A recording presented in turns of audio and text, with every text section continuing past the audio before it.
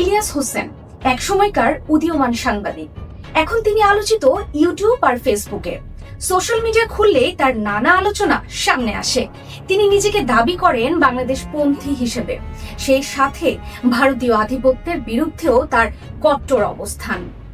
কেবল সেখানেই শেষ নয়, বাংলাদেশে সম্প্রতি দুটি গণমাধ্যমে যে ভাঙচুর আর আগুন দেওয়ার ঘটনা ঘটানো হয়, সেখানেও প্রকাশ্যে মদত দিয়েছেন তিনি। ইলিয়াস দাবি করেন বাংলাদেশে তিনি কোনো ভারতীয় আধিপত্যের চিহ্ন রাখবেন না। ইলিয়াস আরও একটা কারণে পরিচিত, তিনি কেবল শালীন ভাষার সমালোচনা নয়, বরং অশালীন ভাষাতেই প্রতিপক্ষকে ঘায়েল করতে বেশ পটু। যারা ইলিয়াসের ভিডিও নিয়মিত দেখেন, তাদের কাছে ইলিয়াসের কিছু বিশেষ শব্দের সাথে পরিচয়ও। এবার প্রশ্ন উঠতে পারে, ইলিয়াস হোসেন আসলে কি? কি তার পরিচয়?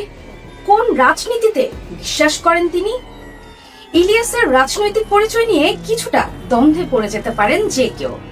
শেখ হাসিনার আমলে তিনি ভারত প্রীতি আর স্বৈরাচার তকমা দিয়ে নিয়মিত আওয়ামী লীগকে তুলোধনো করতেন।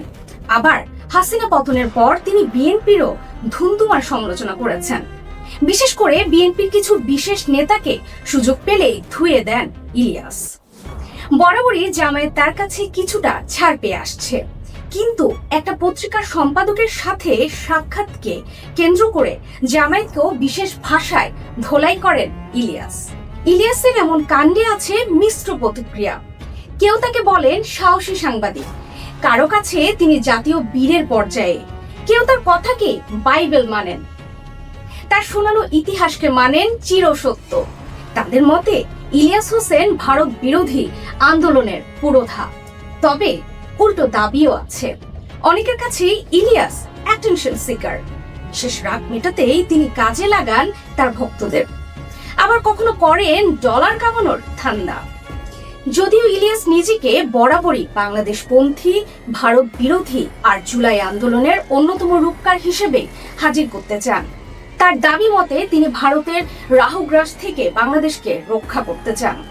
ইলিয়াস মনে করেন শেখ হাসিনার আমলে ভারত বাংলাদেশের সম্পর্ক ছিল কেবলই দাসত্বের, বেনসাফি আর বৈষম্যের। ভারত শুধু নিজের আখের গুছিয়েছে, বাংলাদেশ পায়নি কিছুই। আওয়ামী লীগ ভারত প্রীতি ছাড়লে দলটির অফিসে নিয়মিত হাজিরা দেওয়ার কথাও বলেছিলেন ইলিয়াস। ইলিয়াসের শুরুটা ছিল টেলিভিশনে, তারপর নানা ঘটনাচক্রে তাকে দেশ ছাড়তে হয়। বিদেশে বসেই তিনি ভিডিওকে হাতিয়ার করেন। রাতারাতি তার এই ভিডিও বোমায় অনেকের টনক নড়ে, অনেকে কিছুর ফল আবার উল্টোও হয়। ইলিয়াস হোসেন একসময়কার বাংলাদেশের টেলিভিশন সাংবাদিকতার সুপরিচিত মুখ। উপস্থাপনার মধ্য দিয়ে তার যাত্রা শুরু। নানা ঘাত প্রতিঘাত পেরিয়ে আজ তিনি যুক্তরাষ্ট্র প্রবাসী এক অনলাইন কন্টেন্ট নির্মাতা। চুয়াডাঙ্গে জন্ম ইলিয়াস হোসেনের। 1988 সালে জন্ম নেওয়া এই সাংবাদিক ছোটবেলা থেকে স্বপ্ন দেখতেন টেলিভিশনের স্ক্রিনে নিজের উপস্থিতি জানান দেওয়ার। শিশুদের প্রতিভা বিকাশের জনপ্রিয় অনুষ্ঠান নতুন করিতে অংশ নিয়ে প্রথম আলোচনায় আসেন তিনি। সেখানকার অভিজ্ঞতা তাকে আত্মবিশ্বাসী করে তোলে এবং ভবিষ্যৎ ক্যারিয়ারের দিক নির্দেশনা দেয়। পেশাগত জীবনে পা রাখার পর টেলিভিশনে সুযোগ খুঁজতে থাকেন ইলিয়াস। প্রথম উপস্থাপনার সুযোগ পান চ্যানেল ওয়ানের গুড মর্নিং বাংলাদেশ অনুষ্ঠানে। যদিও সে সময়ে খুব বেশি আলোচনায় আসতে পারেননি, কিন্তু তিনি থেমে থাকেননি। এরপরই তার জীবনে আসে বড় সুযোগ।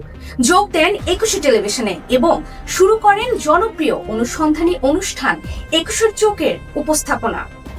এই অনুষ্ঠানেই তার ক্যারিয়ারের টার্নিং পয়েন্ট। নাটকীয়ভাবেই তিনি জনপ্রিয়তা পান, হয়ে ওঠেন দর্শকদের আস্থার মুখ। সে সময়কার কাজের স্বীকৃতি হিসেবে বছরের সেরা উপস্থাপক নির্বাচিত হন তিনি। জাতীয় গণমাধ্যম ইনস্টিটিউট থেকেও পুরস্কার অর্জন করেন। তবে জনপ্রিয়তা তাকে যেমন আলোচনায় এনেছে, তেমনি এনেছে বিতর্কেও। 2013 সালের 29 নভেম্বর 21 চোখে শাহজালাল আন্তর্জাতিক বিমানবন্দরে স্বর্ণ চোরা চালান নিয়ে একটি প্রতিবেদন প্রচারের পর শুরু হয় জটিলতা। 2014 সালের ফেব্রুয়ারিতে ইলিয়াস সহ 3 জনের বিরুদ্ধে মামলা দায়ের করা হয়। আইনি জটিলতা ও চাপের মুখে শেষ পর্যন্ত দেশ ছাড়তে বাধ্য হন তিনি। বর্তমানে তিনি যুক্তরাষ্ট্রে অবস্থান করছেন। দেশ থেকে দূরে থাকলেও থেমে থাকেননি ইলিয়াস। ইউটিউবকে হাতিয়ার করে আবারও দর্শকের কাছে ফিরে আসেন। ইলিয়াস হোসেন নামের ইউটিউব চ্যানেলে নিয়মিত ভিডিও প্রকাশ করে গড়ে তুলেছেন লক্ষাধিক দর্শক ভিত্তি।